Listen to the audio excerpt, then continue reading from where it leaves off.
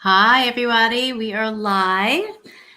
Nice to have everybody tonight. I hope everybody is settled in and ready to hear our very interesting Facebook Live tonight. I'm Debbie Schwartz, founder of Road to College and Paying for College 101. I'm here tonight with Betsy Jewell, founder of High School Hamster Wheel, and Jackie Ducci, who is our guest. And our topic tonight is about career planning. I think that it's going to be helpful for high school students, college students, and college graduates. They're the whole gamut.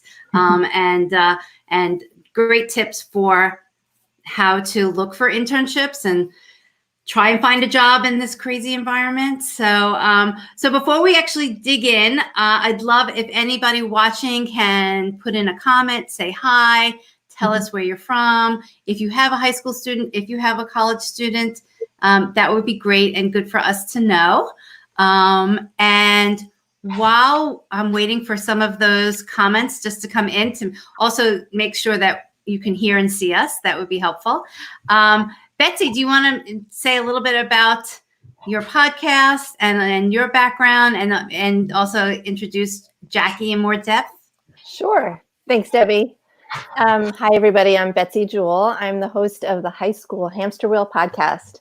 After about 20 years in corporate America, I decided I wanted to use my power for good, as I say to my teenagers, and start the conversation with parents about helping our teens find their way as they navigate through high school and out into the real world, whether that's college or another path. So Debbie and I joined forces a couple of months ago, and we're delivering these Facebook Live events to try and help parents with all kinds of things, college admissions and financial topics. And tonight we're talking to Jackie Ducci. So I'm thrilled to welcome Jackie, because Jackie and I first crossed paths a couple of months ago, and Jackie was actually a guest on my podcast, episode 18. And she is, as Debbie said, she's the CEO and hiring expert at Ducci and Associates. She's been placing people in their dream jobs since 2006, although she doesn't look old enough to have done that. She has a crazy, phenomenal success rate of 90%, which is huge. She spent her career working intimately with employers, observing firsthand why some candidates get hired and why others don't. So Jackie's 15 years in talent acquisition led her to write her first book, which I happen to have a copy of here, called Almost Hired. And it provides job seekers with true insider information, helping them understand how hiring works from an employer's perspective. But wait, there's more. Jackie just this week launched her new Landing Your Dream Job Starts in High School, a one-of-a-kind course designed for high school and college students. So Jackie, thanks so much for being here. Welcome. Oh, it's my pleasure. Thanks for having me. I appreciate it. Okay. So it looks like we have a lot of people joining from all over. Yeah, that's what I'm looking. And Larissa is asking about a topic that I know we're going to get into, about that her student doesn't have any idea what they might be interested in. But so I'm not going to jump the gun, because I know we're going to talk about that. Yeah, we are. And that's a great question. I actually have a sophomore too, Larissa, so I share your pain. My 10th grader is not ready to decide what he wants to do. So Jackie, let's start with high school. And actually, for teens who are still exploring what they want to do or what path they want to take, do you have any advice to help them choose a college major or a path? Sure. I mean, I think the most important thing is to kind of get them out in the real world as quickly as possible, in as many ways as possible. So it's amazing to me, I'll talk to a lot of parents, and they don't really push their kids to intern or to work during summers or anything like that. And the focus is really on grades and what school you get into if and when you go to college. And the irony is that those things are not really so important to employers. I've never seen an entry-level candidate either get picked or get rejected because of the school they went to or because of their GPA, ever. So what employers really care about is, does this person have a work ethic? Have they really thought about what they want to do? have they been exposed enough to the real world to kind of be able to say what they want to do from a place of actual experience as opposed to just guessing. So I think the only way to really figure it out is to live. And if I were the parent of a high school or college kid, that's what I would be telling them to do first and foremost. Okay. So the major doesn't play as much of a role in like a hiring decision as we might think? I think it depends on what track you're on. So, for example, I have a friend who owns a public relations firm. So in his case, if he's hiring entry level, he might look for people that had either a journalism degree or an English degree, something that's relevant. But for other positions, like my firm has placed like salespeople at the entry level, and those clients really don't care so much. The college degree is sort of just a check the box, right? They don't really care so much about what the actual major was. So I would say it can be important, but it really depends what direction you wind up going. Okay. And from a work standpoint, especially for high school kids, there's a lot of things they can do, right? They can work at a fast food restaurant. They can hopefully work, at a parent's office, or there's lots of environments. Are there any that capture attention to employers more than others? Or is it really just about work in general and the skills that they take out of that? I think it's work in general. It's also about them being intentional about what they're doing. So like not just blindly interning anywhere or everywhere, but thinking about, okay, what is the path that I think I want to be on? And then choosing positions that align. And I'll give you a quick example. Like we placed an entry level human resources person. This was a couple years back with a law firm. And at first we were like, why are they coming to a headhunting firm to place an entry level HR person? This is something that should be really easy for them to just advertise and fill.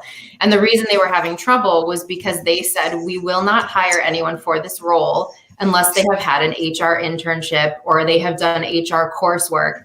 Like they wanted to see somebody that had made that decision or on that path already. So it just goes to show you the importance of these kids kind of like having a trajectory as early as possible, because the employer wants someone that's going to be happy there, that's going to stay with them. And if they just hire someone randomly that hasn't shown the tragectory, it's going to be like a flight risk to them. Does that make sense? Yeah, definitely. Definitely. Yeah. So I'm just curious, Cheryl is commenting that she's saying she doesn't necessarily agree because the kids are 15 and 16 and they're just not ready to pick a career choice. So I guess the question is at what age? You know what I mean? Maybe 15 and 16 is too young, but kind of like at what age are employers looking to see if somebody has, set their trajectory? Sure. And it's different for everyone, right? I mean, some people don't figure it out till they're 30. So everyone's at their own pace. But I think what I'm saying is the earlier they get out and start like having experiences, the quicker they're going to be able to rule things in or out. And the more they're going to learn about themselves. So everybody's life is going to sort itself out one way or another on its own pace. But I think the more you can encourage your kids to just experience things, the clearer they will get sooner, if that makes sense. Yeah, definitely. Mm-hmm. Yeah, I mean, I would agree. Like I said, as a parent of a 16-year-old who has no idea what he wants to do, you're right. It's all about exploring. Right. And starting to cross things off to say, no, that doesn't interest me, or there's no way I want to do that. Because you're right. As Cheryl said, it's incredibly hard for them at that age to know what they want to do. Right. So let's talk about college. And again, picking a major may or may not happen when they first start, right out of high school. But are you starting to see that there are majors or careers that are sort of taking the forefront right now, especially with COVID? Are you starting to see a shift in what employers are looking for or what types of companies are hiring? I think it's a little too soon to tell, right? And this COVID thing is so new and things are changing every day. So I think we're all scrambling a little bit to kind of understand and see the bigger picture. I mean, there's certainly, like, I'm hearing things about industries that are going to be growing, after this. And some of them are very random. Like, I mean, there are obvious ones like healthcare, but I read something yesterday about people that are interested in fitness. They think that virtual personal training is going to be a very big thing. And it kind of makes sense, right? Everybody's starting to do life by Zoom and whatnot now. So, I mean, I just think there are a lot of options that are going to like come to the forefront like that nobody would have been thinking about before. But as far as college major goes, it's tricky because you still want to choose what's in alignment for you, right? You don't want to just go pick something because it's a hot career after the fact. Because if you pick it for that reason and then you're not happy, you don't want to become one of these 40-year-olds where all of a sudden it's like life happened and they're just on a path they don't like and that didn't make sense for them. So I really think it always comes back to knowing who you are and just trying to follow that path, and things will work out one way or another. Okay. And when college students are ready to start looking, so they're ready to begin their job search, what's the best place to start? I mean, we all know that there's online, websites and that sort of thing, but what kinds of resources do you recommend? Do you recommend going to a headhunter or a professional recruiter? They certainly can. My philosophy is when it comes to this, the more contacts they can make and the more places they can look, the better. There's really no bad way to do it. So I see a lot of younger people going to the job boards, which is good. I mean, everybody should be doing that. But I think if you have a personal connection somewhere, using your network or your parents' network, your school's alumni network. I mean, anything where you can really get with an actual person, that can make all the difference between landing an opportunity and just being one of however many that, sent a resume in.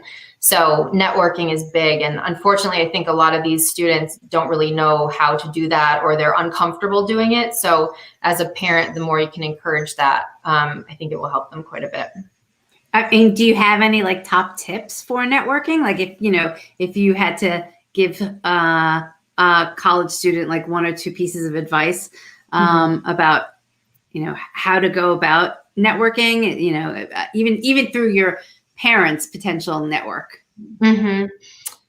I mean, they have to remember they're dealing with people presumably that are a bit older than them and maybe not so technology focused. So like if somebody reaches out to me with a really nice, thoughtful message and says, can I chat with you for 5 minutes on the phone? I will always do that for someone. But, I really appreciate the younger people that, send something thoughtful, and it's not just like firing off a text. Like, you know what I mean? Like, it just makes me, knowing that they respect my time and that they're being thoughtful about it makes me want to help. And I think a lot of people respond the same way. So I think just being respectful and having a personality and having good questions to ask so that, my time is most useful when I get on the phone with them is appreciated too. What about LinkedIn? Do you think that's a good networking tool? And more importantly, what's the right way to use it? Because I've heard a lot of talk about this, right? Don't just show up on LinkedIn and start connecting with people that don't know you. So do you have any tips on that? Definitely. The one thing about LinkedIn that people don't realize is that there's people like me and like my team that scour it every single day looking for candidates for jobs. So if you have a really nice profile, it's possible that opportunities will come to you, which is really powerful because these kids all think, they have to go chasing them. And obviously that's part of what they have to do. But somebody may find them if they've got a nice profile. So I think having a really nice professional picture that shows their face really well, they need to be thorough about explaining any internship or work experience they have, maybe even a little mission statement about, what their degree is and what they're looking for. So that way, if a recruiter finds it, they can say, oh, that sounds like I have what they're looking for, and vice versa. I think having a nice LinkedIn profile is really important.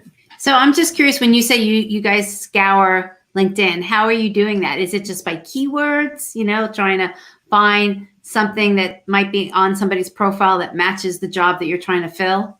Exactly. So oftentimes our clients, the companies, will say to us, they have very specific descriptions of what they're looking for. And a lot of what we do is more senior level positions. So we're looking for people that meet the criteria, whether that's because they have the same title currently, or they live in a certain area, they have a certain software proficiency. It could be anything. So it's a lot of keywords, and just getting an overall impression. Again, they need to be polished. They need to look like they fit the culture of the client that we're working with. There are just a lot of things that we consider. So I like what you said. That's an interesting and good tip, that even if students have any proficiency in any, platforms or software, that they should include that in their profile. Yes. Yeah. Because again, a lot of it's keywords. So even just that one thing alone could get them in front of a recruiter. The other thing people don't think about much is two things, actually. Languages. If they speak in languages, I've seen people kind of rise to the top of a pile because they speak Spanish or whatever. And there's a particular reason why that company is looking for someone that has that skill. You just never know what's going to get someone's attention. And the other thing is social media. And I think especially for students, because they are younger and they're more savvy with these things than the rest of us. A lot of times companies are looking for people that are really good with social media because they need that base covered and they're not very good at it. So all things that should go on those profiles for sure. So going a little further, Loris is asking, should a 16-year-old have a LinkedIn account? And if so, like what types of things do you think that they should display? It might be a little early. I mean, I think of LinkedIn more like college age. I mean, I don't think it's worth it to have it just to have it. You should at least have something to put there. So I would say by the time they're a freshman in college, probably they should have it. Certainly if someone has work experience from high school when they're that young, if they've got volunteer work, anything that they feel like they can build out a profile, there's absolutely no harm in having it there. But what drives me crazy is when I come across profiles and they're just empty. It's like, well, what is the point of even having it on there? And adults do this too. It's like, why? So either build it out or don't have it, I would say. So if you have something that's worthwhile, create it. But Correct. Otherwise, wait until you have something that's a little bit more worthwhile. Correct. Okay.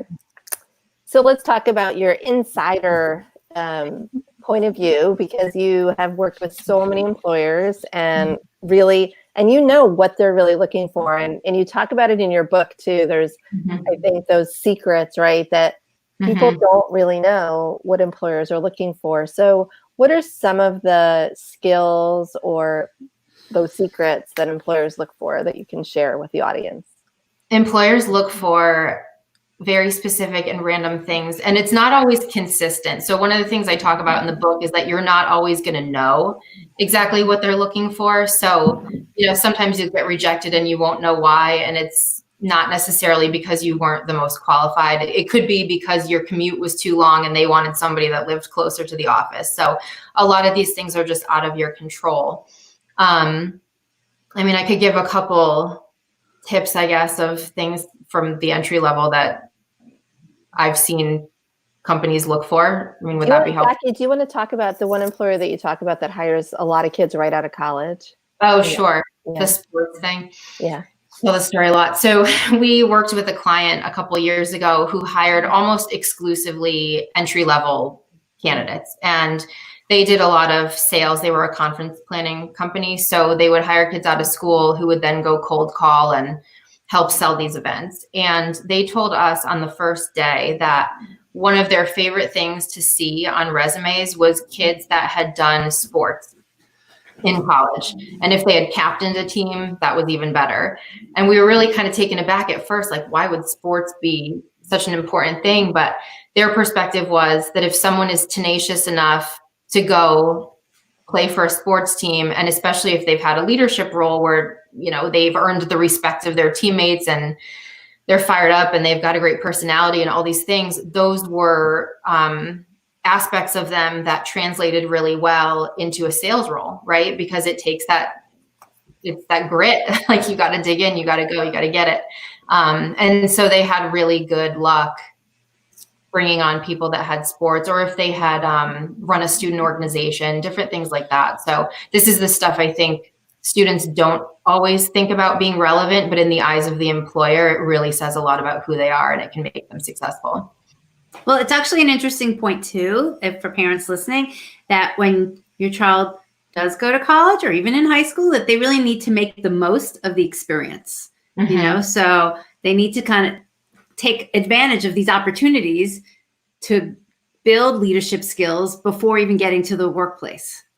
Yes. And I would say when you're selecting what school your child is going to go to, really think about that, because I think sometimes really smart people wind up at these schools that are in the middle of nowhere and they don't have an opportunity to really do much outside of their classes. And I would always, suggest that people think bigger picture, and it's not just about what they're going to do in the classroom. It's about who they're going to meet, what they're going to do, and all these other things. So anyway, that's my 2 cents about selecting. Don't just pick the school because it's got the biggest name. Think about what their life and their experience is really going to be there, because it can set them up for the rest of their life. Okay. And we know that it's a tough time to be looking for a job, whether you're right out of college or have been in a career for a while. What can college grads do to make themselves stand out, especially as they're going to be, up for jobs against people who have a lot of experience? What are some of the things that they can do that will really get them noticed? One of the biggest things that nobody talks about, but employers love it, is conveying genuine enthusiasm. So when they're hiring at the entry level, these people applying, they don't have a ton of real world experience, right? Because they're young. So employers tend to look at miscellaneous things just to compare them. They've got to, do something to break the tie. And there's nothing that they love more than when someone comes in and says, you know what, I really want to work for your company, as opposed to just working anywhere. Because like if I'm a hiring manager and I get the sense that that kid has just blasted their resume to 50 different companies and they're just trying to see what sticks, which is what a lot of them do. It's a big turnoff, because again, employers want people that are going to stick with them and be happy to be there. So if they see someone who's really thought about it and really wants to be there, it's just immediately it endears them to that person. So I think I would advise young people to just be thoughtful about where they apply and then tell the hiring manager why they want to be there. That's a home run. I can almost guarantee they'll get hired if they do that, honestly. That's a great tip. Yeah. So Fang is asking, could you advise, here, and I can actually put it up here too. Could you advise a college student, on the most important aspects of his or her CV and the cover letter? Thanks so much. I hate to be naive, but do they even ask for cover letters anymore these days? Cover letters is one of the things that I never quite know what to say about it. My advice, and not just for entry level, but for all candidates, I tend to not love cover letters because 90% of them are terrible. People don't take the time to write really good ones. And it's inviting the hiring manager to rule you out if you don't have a great cover letter. And again, it's this whole thing about if it just looks like a canned letter that went out everywhere, they're just going to be like, this is, not so great, and they're going to be turned off. So if you take the time to write a really amazing one, and by amazing, I mean well formatted, proper, and do your research, right? Do your research and talk about why you want to be at that company and make it obvious that you wrote it for them. And if you do that, then it can really help you in the hiring process. It'll immediately get their attention in a good way. But if you're not going to put in that level of effort, I wouldn't send one, because again, it's just inviting a negative judgment, and why rule yourself out for a silly reason. Okay. Yeah. But so to answer the question, I would say relevance, on the CV and on the cover letter, really tailoring everything that they're saying to the position that they're applying for.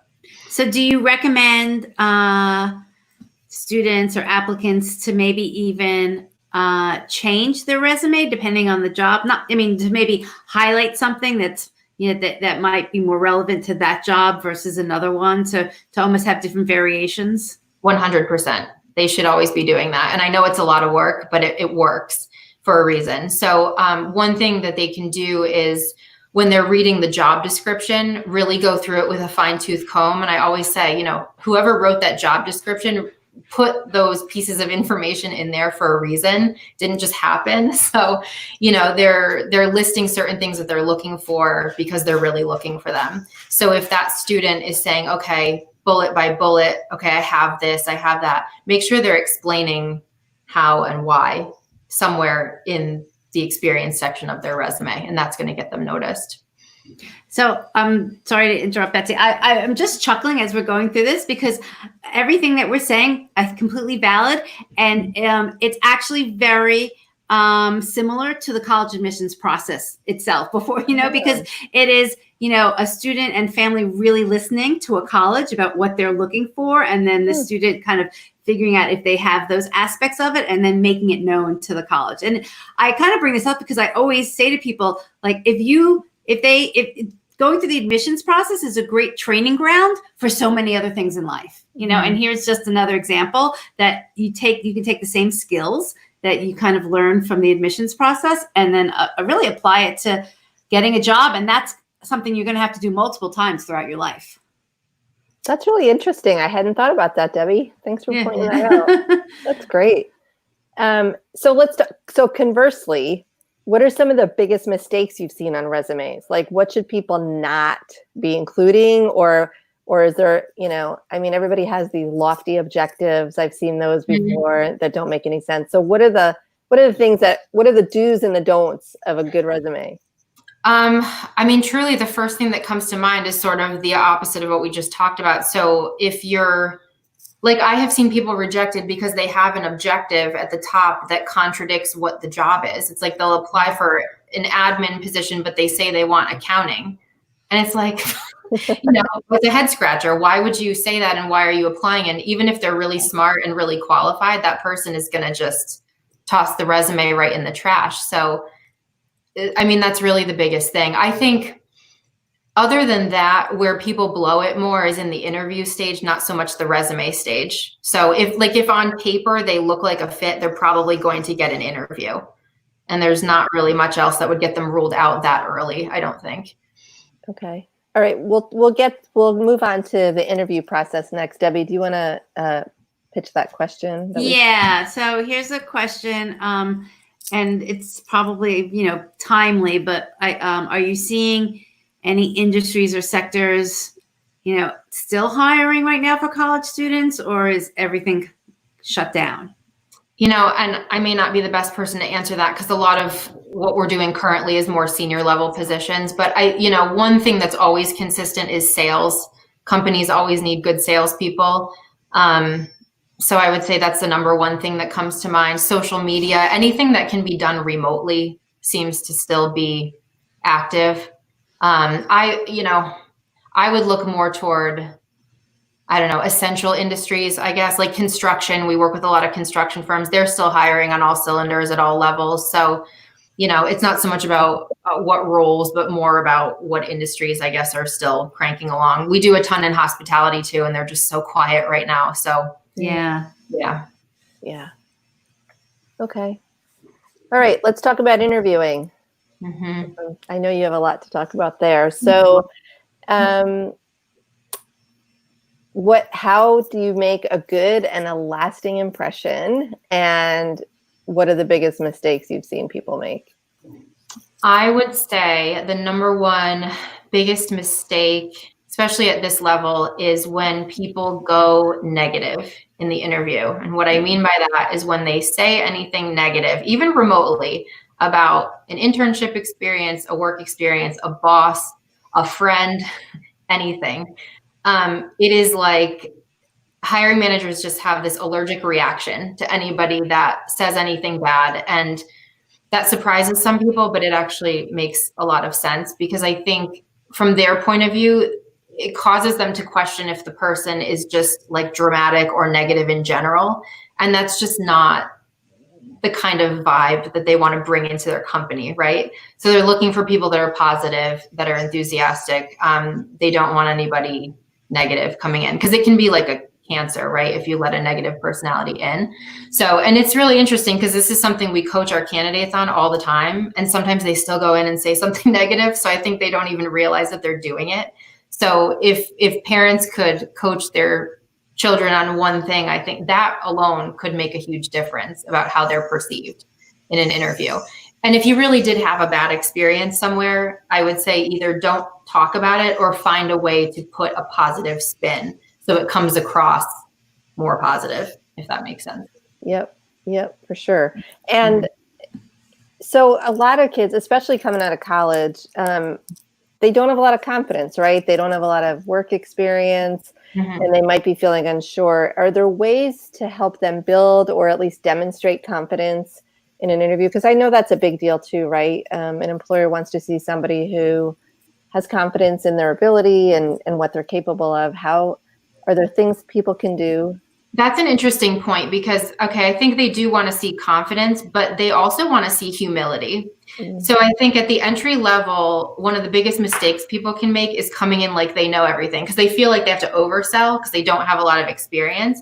And I've seen that turn employers off quite a bit. They almost like, it's like they want to see the kid that says, I really want to be here. I know that I have a lot to learn, but I'm going to be like a sponge when I'm here and just like teach me. And I mean, that's like music to the ears of any business owner or hiring manager. So I would err on the side of coming in a little bit humble and just saying, I know that there are things that I don't know, but I really want to learn and I really want to be here. And that's better than trying to come in like with a lot of bravado and overly confident, if that makes sense. Yeah, definitely. Definitely. And so, and I remember this because I've been on a lot of interviews in my life. There's always that point at the end or close to the end where the hiring manager or whoever you're interviewing with says, and do you have any questions for me? And having hired a number of people in my day too, it's the people who go, nope, I'm good. I don't have any questions. I want to go, are you kidding me? This is your opportunity. So or you answered all my questions. Right. What are some good questions to ask a potential employer when you really are out of questions and don't know what to ask? Are there good ones that you can ask? My favorite interview question is when a candidate will ask about the expectations of whoever their boss is going to be, or if they say, tell me about the person that held this position before me. Like, what did that person do well, or what could they have done better?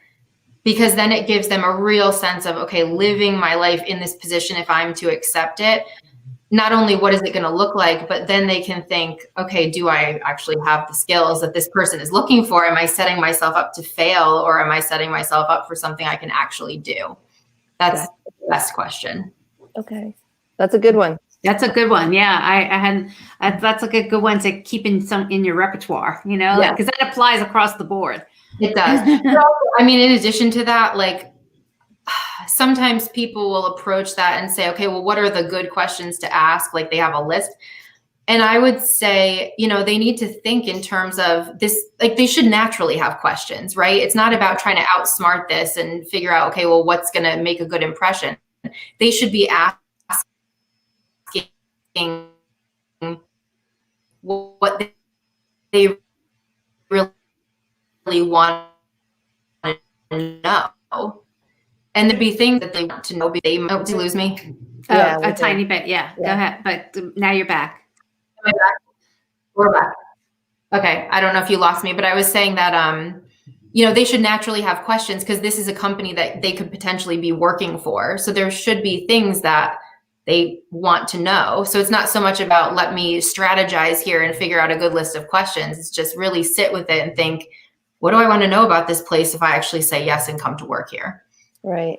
I think it's hard though, because, without being in the day-to-day of the job, you don't know what you don't know, right? Like you read a job description and you see, and I just know this from my own experience, you have a set of expectations based on what you've read and what you've been told in the interview. But sometimes it's hard because you don't know the day-to-day of the job. But I think research, right? Do your homework and figure out as much as you can about what that job really looks like. Well, and that's a good question to ask. Tell me about the day-to-day of this job. Yeah. Right? Yeah, exactly. Other people that work here, what is the culture like? Does the company have a mission statement that resonates with me? I mean, there's so many other angles other than just the day-to-day grind of what your tasks are going to be.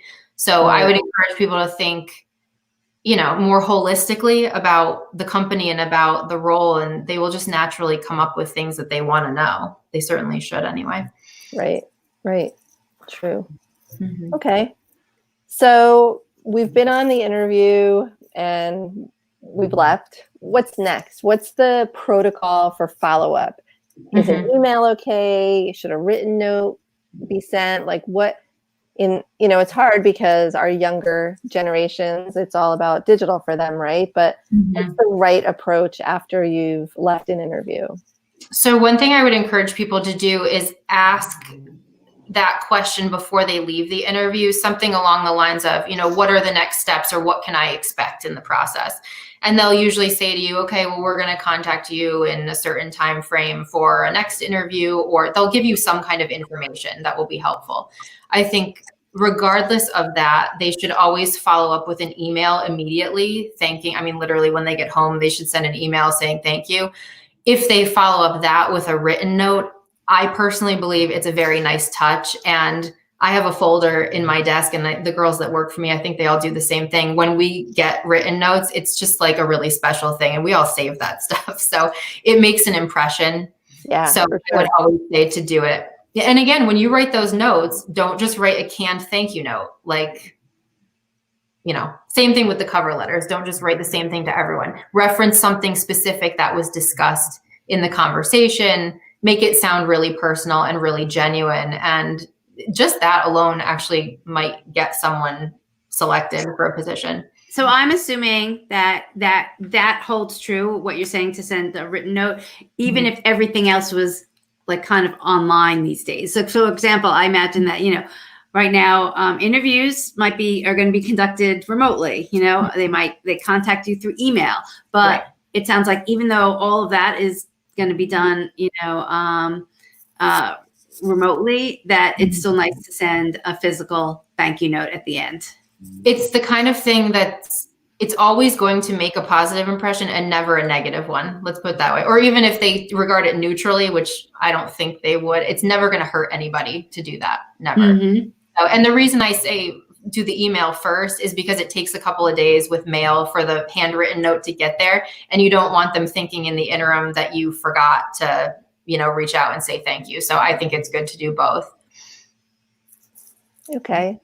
And so say you follow up and you don't hear anything, is there a rule of thumb about follow up again, or you take that as a hint? I would say if you asked the question in the interview about what can I expect next, if they say we'll contact you within a week and they don't do that, I think that's fair to follow up at that point and just say, hey, we had spoken and I expected to hear from you within a week. I'm just checking in.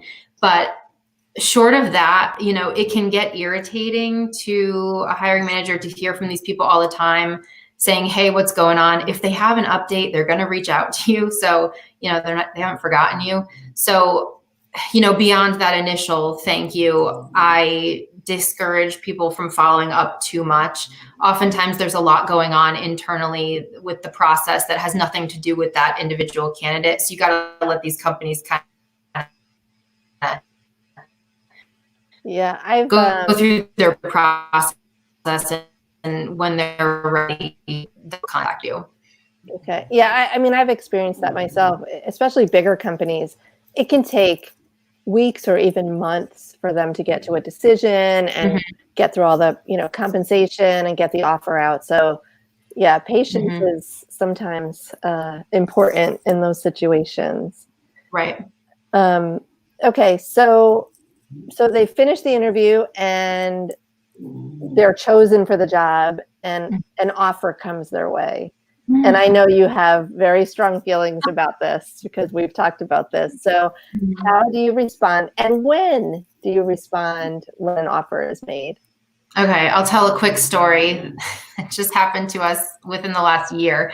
So this wasn't entry level. She was maybe a year out of school with a year of full-time experience, but we recruited this girl for a position. They fell in love with her immediately. They made her an offer very quickly. They were offering her like $10,000 more than what she was already making, which at that level is a lot of money. Everything was just like beautifully lining up. And she gets this offer and it's like crickets. And we're sitting here like, where is she?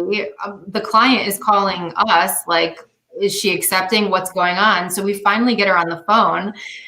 And we're like, so are you excited? Like, what's going on? And she's like, oh yeah, I'm really thrilled. I'm going to say yes. And we're like, well, so then why haven't you said yes yet? And she goes, oh, well, I read some article online saying that you just shouldn't, reply right away. You should wait a couple days. Oh man. Ready to like wring her neck, right? So again, it's like you have to think from the eyes of the employer. It's like proposing marriage, and then the person is like, I got to think about it for a couple days. I'll get back to you.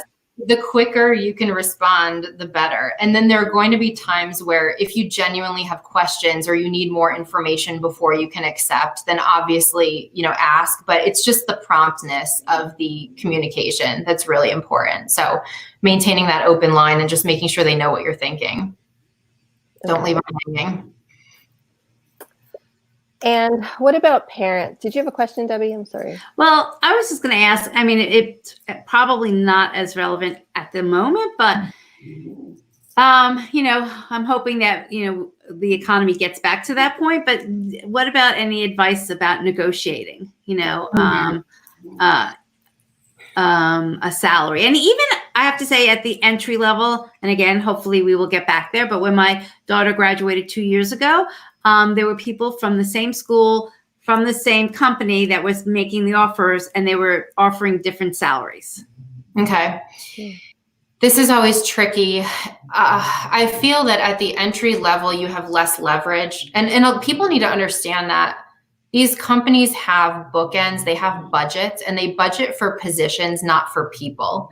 So that's really important to understand. Like, they have a number in mind before they even knew that you existed as a candidate. They had a number in mind for that role, or a very tight range. So you can try to negotiate, but if you push the limit too far and now you're asking for something outside of range of what they had anticipated for that position, not only are they not going to be able to do it for you, but it also might leave a really sour taste. It's like if the employer feels like they made a really fair offer and it's not accepted, it just like turns the whole situation in a different direction. So you have to take it case by case. If you feel like you've really been lowballed, that's a different story, but you have to just think practically and consider the employer's side too, I think.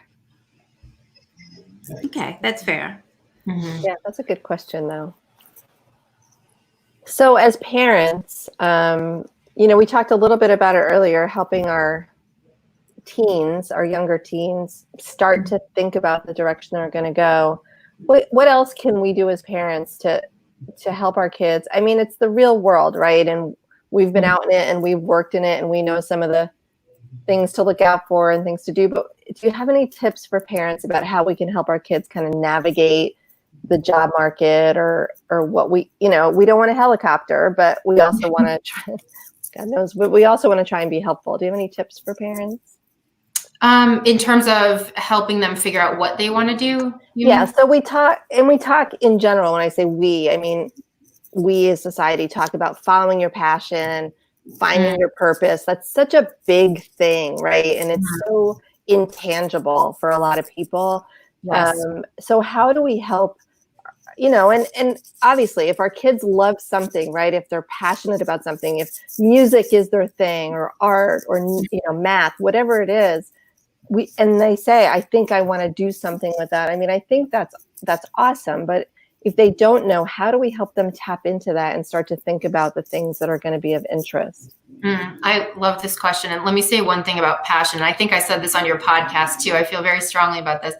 Obviously, we want to steer kids in a direction that they're excited about and that's aligned for them. But I think part of the reason why so many of them shut down and they just feel like they can't figure it all out is because it feels like such a big thing. Because everyone says, find your passion, and they're just freaking out because it's like, I have to find that one thing. And the truth is that I think we all have our own grab bag of things that we're good at and different talents and skills and interests. And so the message I would have is it may not be one thing. Like, there might be several different paths that every person can go down that will work perfectly well for them. So understanding that takes the pressure off a little bit. Am I making sense? Yeah, absolutely. I think that's really key. I think if someone had said that to me when I was 20 years old, it would have been like, okay, now I can breathe and just kind of sort it through. So that will help. And then aside from that, just encouraging them, if they have like 3 different areas they're thinking about, encourage them to really explore all of them until they are able to like whittle down and say, yes, this feels really good, or I'm not really so sure about this anymore. So again, it's just about life experience. Right. So Jackie, would you be willing to share kind of your 20s? Like, how did you figure out to get where you are? I didn't have a lot of help. I would have someone now helping me then. For me, it just sort of happened. So I came out of college and I really didn't know what I wanted to do, but I was networking a lot. And by happenstance, I met someone who owned a recruiting firm. And I remember talking to him about what he did. And something in me was just like, I think I would be good at this and I want to learn how to do it. I actually emailed him the next day and I said, I don't know if you're hiring, but I'll come work for free for your company. If you will show me how to do this, I'll work on commission and show me how to do this. And he was like, sure, because I have nothing to lose. So I did. I went to work for him on commission for several years and learned the business, and it sort of fell into it, but it did wind up being a really good fit.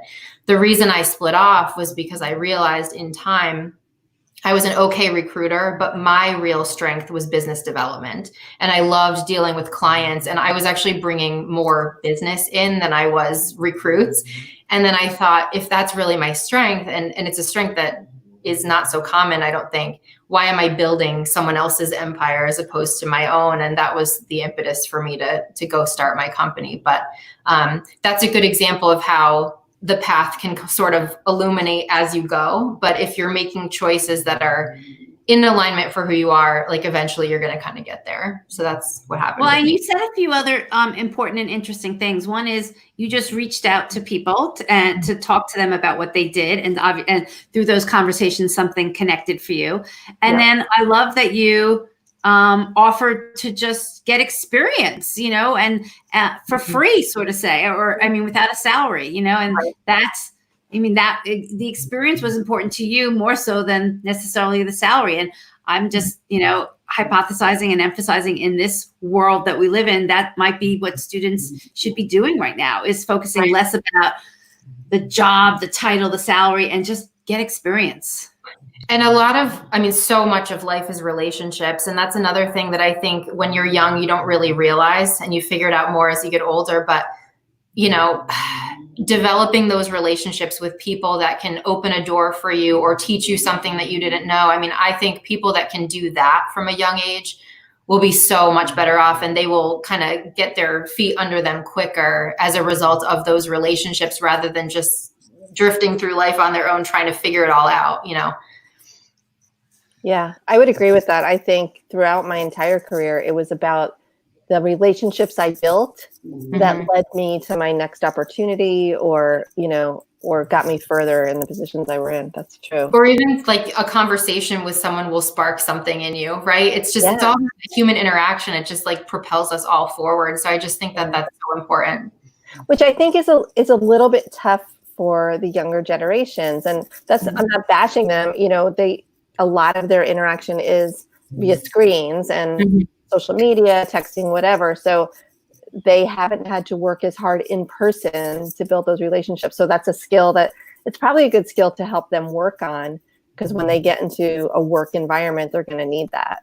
So. Right. And I think, to that point, the ones that do figure it out and have mastered that are going to stand out so much over everyone else, right? When I talk to a 20-year-old that comes in and has a great personality and connects with me, I remember them, because the majority are not so good at that. So that's big for sure.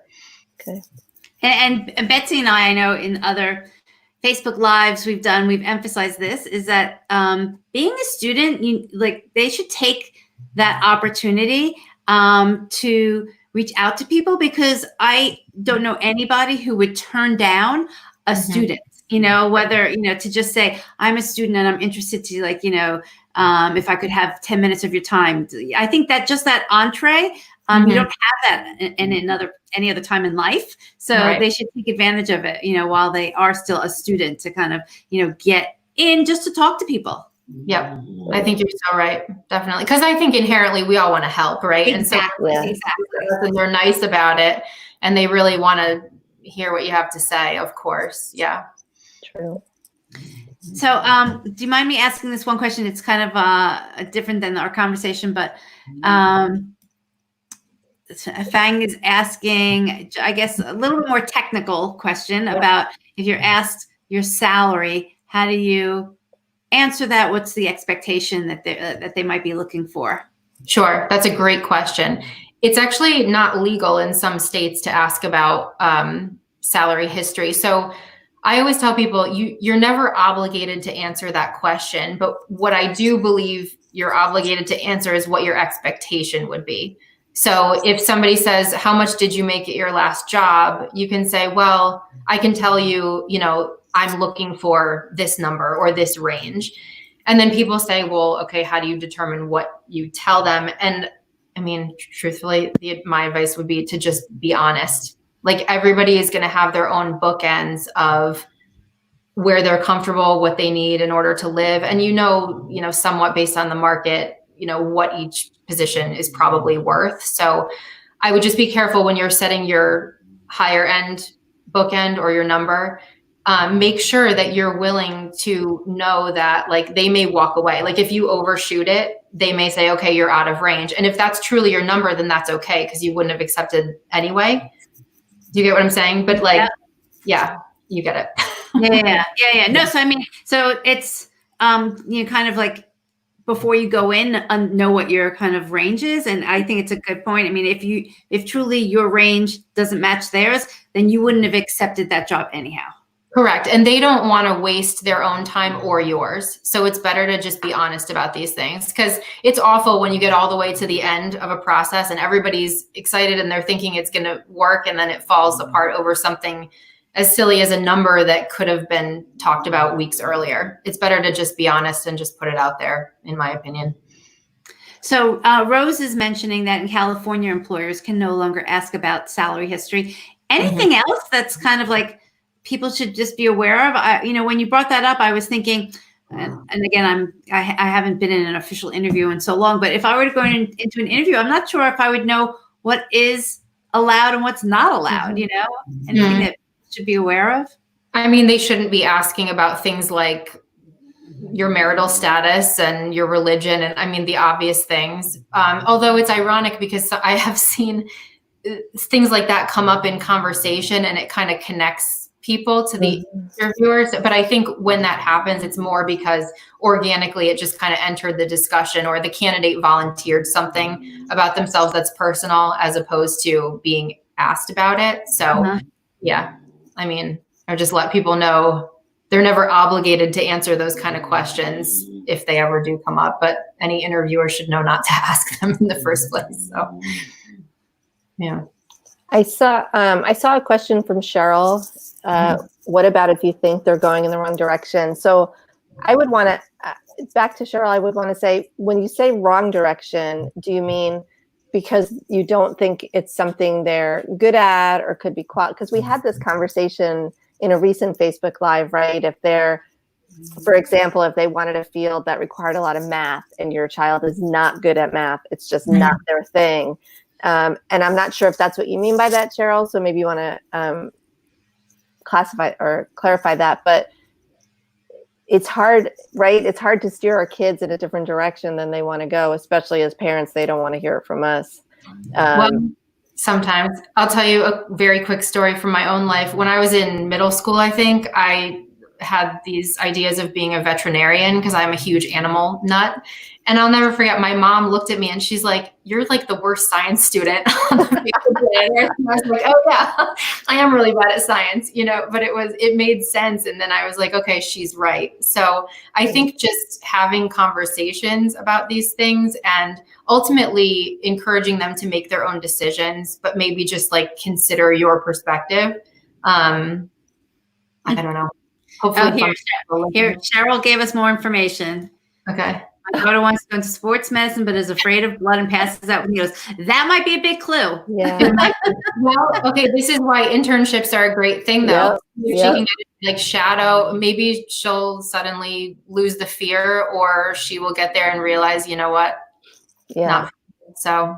And that's a good point. Like, she may not be able to get an internship, but she could probably find somebody that she could shadow for a week. 100%. You know, and then she'll literally be right in front of blood and needles, and you won't have to tell her that it's not for her. She'll know. Right. Yeah. So, Yeah. I think if they're able to learn it on their own through experience, it's going to register a lot better than their parent just saying, hey, this is what I think. Yep. For sure. What else? Any final advice or thoughts? What did we not talk about? Because you have I'm sure you could talk for hours, but what other tips? I mean, I guess the only thing I would add on the topic of passion is a balance of like things that they're passionate about and their skills. Cause I think some people tend to operate in one box or the other, right? Like they really get focused on what they're good at and they don't really think about, well, do I like it?